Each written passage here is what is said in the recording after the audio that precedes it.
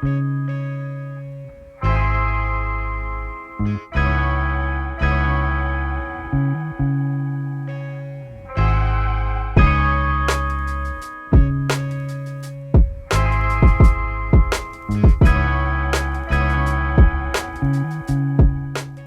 up, everybody? OMB. Hey, look, I appreciate y'all subscribing to the channel. Do subscribe if you're not subscribed. And hit that bell icon so you can be notified for future videos. And smash the like button and share the video.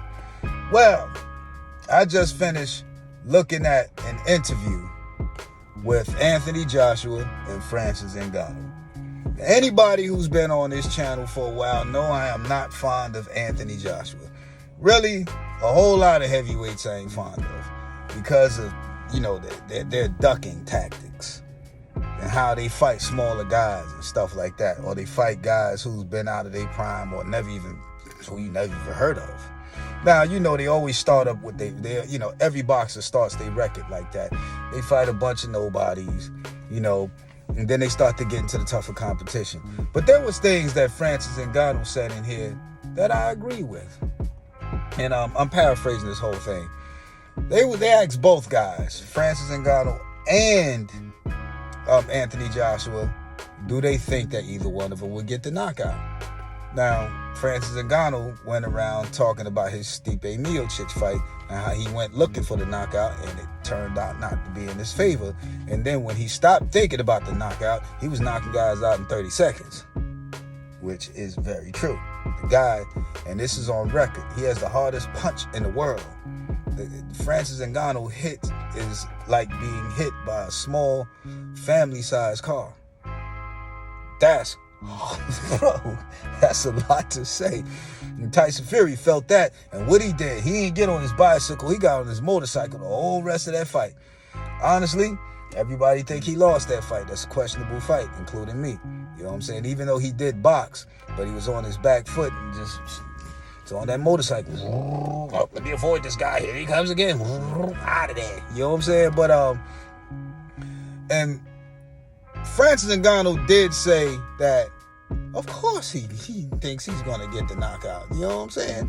And he also said that he don't think that Anthony Joshua have the whiskers to like Tyson Fury. And I agree. And you can tell by the records. You know what I'm saying? And Anthony Joshua rebuttal was, have you ever seen me get knocked out by anybody like that? Like Tyson Fury? You know what I'm saying? And I'm like, no, we haven't seen you get knocked out like that, but we've seen you in a whole lot of trouble with lesser competition.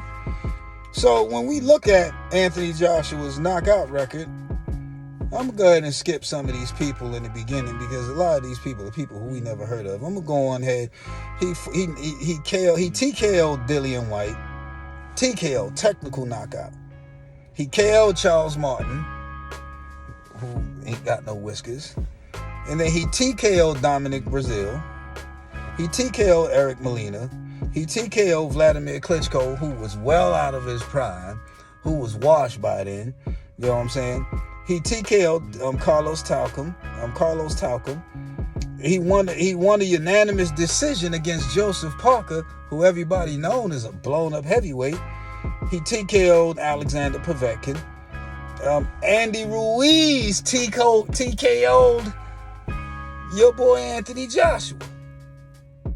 Now, when he wound up getting hurt, he was hurt by a guy who don't hit as hard as Francis Ngannou. You know what I'm saying? And then he turned around and then he won a unanimous decision against Andy Ruiz. Andy Ruiz in that second fight was well over 300 pounds, y'all. It should have been a knockout. He was not in shape, but he didn't get that. Then he lost to another blown-up heavyweight, and Alexander Usyk, twice. You know what I'm saying? Then he won a unanimous decision against Jermaine Franklin. He KO'd Robert Helenius, and then Otto Wallin retired in the corner. As far as I'm concerned, all of those guys are questionable. What he should have done is when he had the chance years back, he should have fought Deontay Wilder and proved it. then you would have, if he would have knocked Deontay Wilder out, then I'm talking about 10 years ago, however many years ago that went off, you know what I'm saying? Then he would have proved something, because Deontay Wilder was the most dangerous guy in the division at that point. Now, I think he would knock Deontay Wilder out easily, because Deontay Wilder ain't trying to fight, y'all. As far as I'm concerned, I ain't seen nothing from him. And I'm a supporter of Deontay Wilder. You know what I'm saying? As far as Francis Ngannou only has one loss in boxing, only has one fight. This is his second fight. And he's fighting two of the top 3 guys out there, y'all. That says something about Francis Ngannou. And then Anthony Joshua went on to say, hey, look, he know that Francis Ngannou is more of a boxer than what people think. You know what I'm saying? And he's not going to underestimate the guy, which is very smart. You know what I'm saying?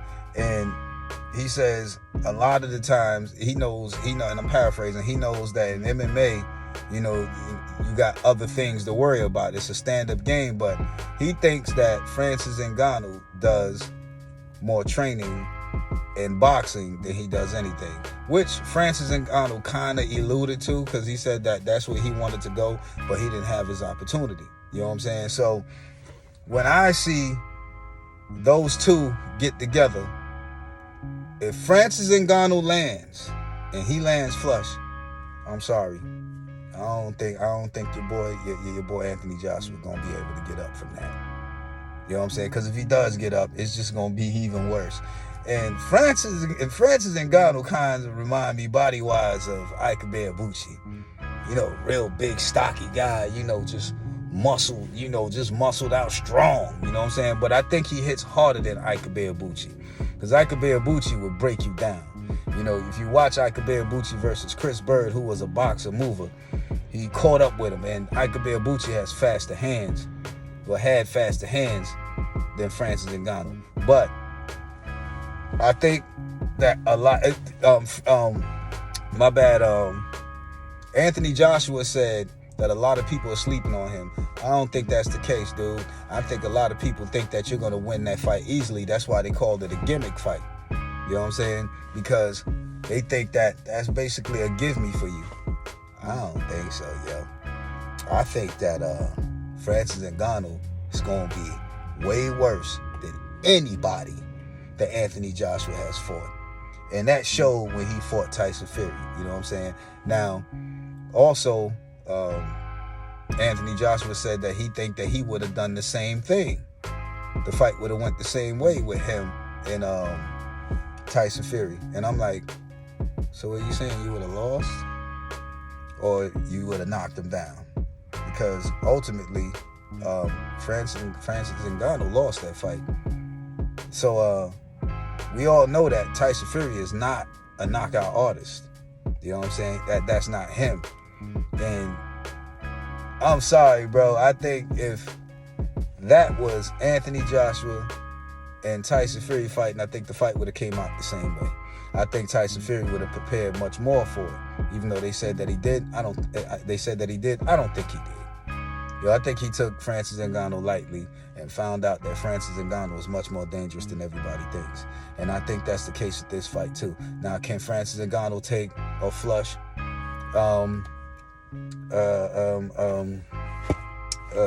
What's your boy Anthony Joshua hit? I think that Francis Ngannou's chin, he has a solid chin. You know what I'm saying? We already seen what your boy, let's see, I gotta look at these names thinking so many people. We already seen what Anthony Ruiz did to people want to call me when I'm making a video.